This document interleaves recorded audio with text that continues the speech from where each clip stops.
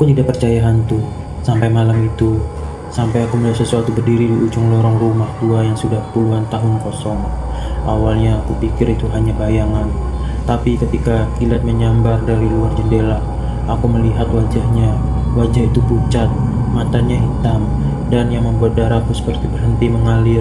Kepalanya perlahan miring ke samping hingga hampir menyentuh bahunya. Ia tidak bergerak, tidak berkedip, tidak berbicara, hanya menatapku. Lalu dari dalam kegelapan rumah itu terdengar suara pelan. "Jangan lihat mataku." Aku ingin lari, aku ingin berteriak, tapi tubuhku tidak bisa bergerak karena saat itu aku sadar yang berdiri di ujung lorong bukan manusia dan aku sudah terlambat. Namaku Ardi. Kejadian ini terjadi usiaku 23 tahun. Aku tinggal di sebuah kota kecil di Pulau Jawa. Saat itu aku bekerja sebagai kurir yang sering pulang larut malam. Malam itu hujan turun deras, jalanan hampir kosong, lampu jalan berkedip-kedip diterpa angin. Aku baru saja mengantarkan paket terakhir ketika motorku mogok di dekat sebuah kawasan perumahan lama. Awalnya aku tidak terlalu khawatir. Kupikir hanya busi yang basah. Aku mencoba menyalakan motor berkali-kali, namun mesin tetap mati. Hujan semakin deras. Aku melihat sebuah rumah tua besar tidak jauh dari tempatku berdiri. Rumah itu tampak kosong. Cat dinding-dindingnya mengelupas. Halamannya dipenuhi rumput liar. Sebagian genteng terlihat runtuh karena tidak ada pilihan lain. Aku berlari menuju teras rumah itu untuk berteduh. Begitu sampai, bulu kuduku langsung berdiri. Ada sesuatu yang aneh. Suasana di sekitar rumah terasa berbeda. Hujan masih terdengar deras di luar, tetapi di area teras rumah itu semuanya terasa sangat sunyi. Terlalu sunyi, seolah suara hujan menghilang. Aku mencoba mengabaikannya. Mungkin hanya perasaanku saja. Aku duduk di dekat pintu sambil menunggu hujan mereda. Beberapa menit berlalu, kemudian aku mendengar suara. Seperti ada seseorang berjalan di dalam rumah. Aku langsung menoleh. Jantungku berdebar. Rumah itu jelas terlihat kosong. Jendelanya kotor, pintunya tertutup rapat. Namun suara langkah kaki itu semakin jelas. Aku mencoba berpikir logis. Mungkin ada kucing, mungkin tikus, mungkin suara kayu yang memuai karena hujan. Tapi kemudian suara itu berhenti tepat di balik pintu. Aku membeku karena aku bisa merasakan sesuatu berdiri di sisi lain pintu. Diam, seolah sedang mendengarkan napasku. Beberapa detik berlalu, lalu terdengar suara gesekan. Pintu itu terbuka sendiri.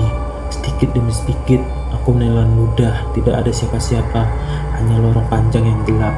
Entah kenapa aku malah berdiri dan melihat ke dalam. Mungkin rasa penasaran, mungkin kebodohan. Aku menyalakan senter ponsel. Cahaya putih menyinari lorong tua yang dipenuhi debu. Tidak ada apapun. Namun, saat aku hendak menutup pintu kembali, aku melihat sesuatu di ujung lorong, seperti sosok perempuan berdiri membelakangiku. Rambutnya panjang menjuntai, pakaiannya putih kusam. Aku langsung mundur. "Permisi." Tidak ada jawaban. Aku tetap diam. Aku berpikir mungkin ada orang yang tinggal di sana. Tetapi saat cahaya senternya sedikit bergerak, aku menyadari kaki perempuan itu tidak menyentuh lantai. Tubuhku langsung dingin. Aku berkedip. Sosok itu menghilang begitu saja. Aku berlari keluar menuju teras. Napas tersengal-sengal. Namun hujan masih sangat deras. Aku memutuskan menunggu sampai hujan reda. Malam semakin larut. Jam di ponsel menunjukkan pukul 23.47. Kemudian ponselku mati. Padahal baterainya tidak masih 50%. Saat itulah ketakutan mulai berubah menjadi kepanikan. Aku mencoba menyalakan kembali. Tidak bisa. Lalu dari dalam rumah terdengar suara perempuan menangis. Pelan, sangat pelan. Suara itu terdengar menyedihkan. Aku menutup telinga. Namun suara itu semakin dekat, seolah berasal dari belakangku. Aku menoleh. Tidak ada siapa-siapa. Tangisan itu berhenti. Lalu terdengar suara berbisik. "Kenapa kamu melihatku?" Aku langsung berdiri. Jantungku seperti ingin meledak. Aku tahu suara itu berasal dari belakang telingaku. Sangat dekat. Seolah seseorang sedang berdiri menempel di punggungku. Aku memberanikan diri menoleh. Kosong, tidak ada siapa-siapa. Namun, aroma busuk mulai tercium. Bau tanah basah bercampur sesuatu yang tidak bisa kujelaskan. Aku berjalan mundur menjauh dari pintu, lalu petir menyambar. Cahaya terang sesaat menerangi halaman, dan di sana, di tengah hujan, aku melihat sosok perempuan yang tadi berdiri menatap rumah. Rambutnya yang menutupi wajah, tubuhnya tidak bergerak sedikit pun. Aku memejamkan mata. Ketika aku buka lagi, ia sudah lebih dekat. Aku tidak melihatnya bergerak, tetapi jaraknya kini hanya beberapa meter. Aku berlari. Aku tidak peduli lagi dengan motorku. Aku terus berlari menembus hujan. Namun, setelah beberapa menit berlari, aku berhenti karena jalan yang kulalui terasa aneh, sangat aneh. Aku kembali berada di depan rumah tua itu, dan aku udah sesak. Aku yakin sudah berlari jauh, mustahil kembali ke tempat yang sama. Namun, rumah itu berdiri tepat di hadapanku. Petir kembali menyambar, dan kali ini aku melihat sesuatu di jendela lantai 2. Seorang anak kecil, wajahnya pucat, matanya hitam. Ia tersenyum, kemudian menunjuk ke arahku. Tanganku gemetar. Aku berlari lagi, sekuat tenaga, tetapi hasilnya sama. Aku kembali ke rumah itu. Malam terasa seperti tidak berakhir. Jam di ponsel yang mati membuatku tidak tahu waktu. Aku mulai putus asa. Kemudian, pintu rumah terbuka lebar, perlahan, seolah mengundangku masuk. Aku tahu itu ide buruk, tetapi aku juga tahu aku tidak bisa keluar lagi dari tempat itu. Dengan langkah gemetar aku masuk. Lorong yang tadinya kosong kini dipenuhi foto-foto tua, foto keluarga. Namun, semua wajah dalam foto dicoret hitam. Aku berjalan perlahan, suara langkah kakiku menggema. Kemudian, aku menemukan sebuah ruangan. Di dalamnya terdapat meja tua dan sebuah buku harian. Dengan tangan gemetar aku membukanya. Tulisan pertama berbunyi, "Jika kau membaca ini, berarti mereka sudah melihatmu." Aku merasakan hawa dingin menyelimuti tubuhku. Aku membaca halaman berikutnya. Ternyata rumah itu pernah dihuni satu keluarga. Ayah, ibu, dan seorang anak perempuan. Menurut cerita warga, keluarga itu menghilang tanpa jejak puluhan tahun lalu. Tak ada yang pernah menemukan mereka. Namun buku harian itu menceritakan sesuatu yang berbeda. Mereka tidak hilang, mereka mati satu persatu setelah melihat sosok perempuan yang muncul setiap malam hujan. Semakin banyak aku membaca, semakin dingin ruangan itu. Lalu tiba-tiba terdengar suara langkah kaki. Bukan satu, bukan dua, puluhan langkah kaki berasal dari lantai atas. Aku mengangkat kepala. Langkah-langkah itu semakin cepat, seperti banyak orang berlari menuju tangga, menuju tempatku berada. Aku berdiri, mundur perlahan, lalu sesuatu jatuh dari lantai atas.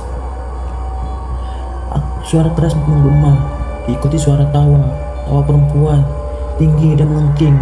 Aku langsung berlari menuju pintu keluar, namun pintunya menghilang, yang ada hanya dinding. Aku panik, aku berteriak, tidak ada jawaban. Kemudian lampu tua di langit-langit menyala sendiri, dan aku melihat mereka. Puluhan sosok berdiri mengelilingiku, diam, tidak bergerak. Semua wajah mereka pucat, semua mata mereka hitam, dan semuanya tersenyum. Senyum yang tidak manusiawi. Aku jatuh terduduk, tubuhku gemetar hebat. Lalu salah satu sosok melangkah maju. Perempuan berambut panjang itu, perlahan ia mengangkat wajahnya. Kulitnya pucat, matanya gelap, mulutnya terbuka dan terlalu lebar. Kemudian ia berbisik, "Kau melihat kami." Semua sosok lain ikut berbisik, "Kau melihat kami, kau melihat kami, kau melihat kami." Suara mereka bergema dari segala arah. Aku menutup telinga, memejamkan mata, dan berteriak sekuat tenaga. Tiba-tiba, semuanya menghilang. Aku terbangun di pinggir jalan. Hari sudah pagi, matahari bersinar terang. Motorku berada di sampingku, seolah tidak pernah rusak. Aku berdiri di tengah tubuh lemas. Ketika melihat ke arah tempat rumah itu berada, aku terkejut karena tidak ada rumah di sana. Yang ada hanya lahan kosong penuh rumput liar. Aku bertanya kepada warga sekitar. Mereka mengatakan rumah itu memang pernah ada, tetapi sudah dihancurkan lebih dari 10 tahun lalu. Sejak saat itu, aku tidak pernah melewati jalan tersebut lagi. Namun ada satu hal yang membuatku tidak pernah bisa melupakan kejadian itu. Karena setiap kali hujan turun sangat deras di malam hari, aku sering terbangun karena merasa ada seseorang berdiri di sudut kamar, menatapku, diam, tidak bergerak, dan kadang tepat sebelum aku membuka mata, aku mendengar bisikan yang sama, sangat dekat di telingaku. Kenapa kamu melihatku? Itulah kisah horor yang bisa menjadi pengingat bahwa tidak semua tempat yang terlihat kosong benar-benar tidak berpenghuni. Ada kalanya sesuatu yang tidak terlihat oleh mata manusia justru sedang memperhatikan kita dari kegelapan. Jika kalian suka dengan cerita horor seperti ini, jangan lupa tekan tombol like, subscribe, dan nyalakan lonceng notifikasi agar tidak ketinggalan cerita-cerita horor terbaru yang akan saya upload berikutnya. Tulis juga di kolom komentar apakah kalian pernah mengalami kejadian mistis atau melihat sosok yang tidak bisa dijelaskan oleh akal sehat. Sampai jumpa di cerita horor berikutnya. Selamat malam dan semoga tidur kalian nyenyak, karena siapa tahu saat lampu kamar dimatikan ada sesuatu yang sedang memperhatikan di sudut ruang. Saya pamit. Selamat malam guys.